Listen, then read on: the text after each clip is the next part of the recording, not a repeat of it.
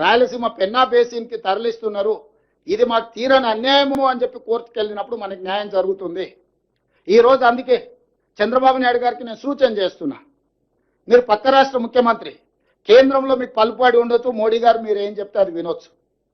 అంత మాత్రాన మీ ప్రాజెక్టులకు అన్ని అనుమతులు వస్తాయని మీరు అనుకుంటే అది భ్రమ.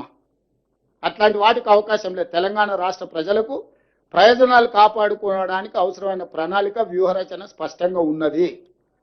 మేము ఈరోజు వివిధ రాజ్యాంగబద్ధమైన సంస్థలకు మేము ఫిర్యాదులు చేస్తున్నాము.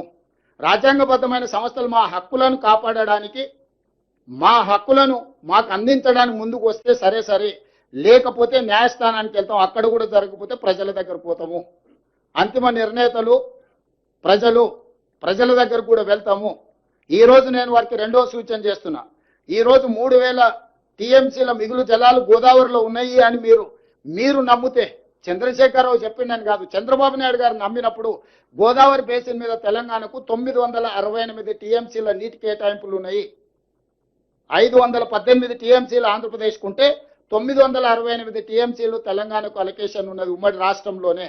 మా 968 టీఎంసీల వరకు తెలంగాణ ప్రాజెక్టులకు బ్లాంకెట్గా మీరు ఎన్ఓసి ఇవ్వండి.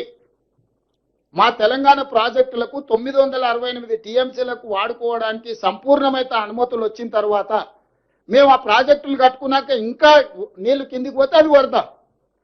పైన మా సమ్మక్క సారక్కకు అడ్డం పెడతారు, మా సీతారామకు అడ్డం పెడతారు, మా కాళేశ్వరంకి అడ్డం పెడతారు.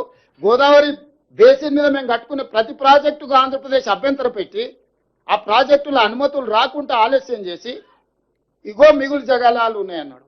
మిగులు జలాలు ఎట్లున్నాయి? కేసీఆర్ దరిద్రం వల్ల, ఆకలి వల్ల, కేసీఆర్ తెలంగాణకు చేసిన ద్రోహం వల్ల నీళ్లు నీకు వరదొస్తున్నాయి.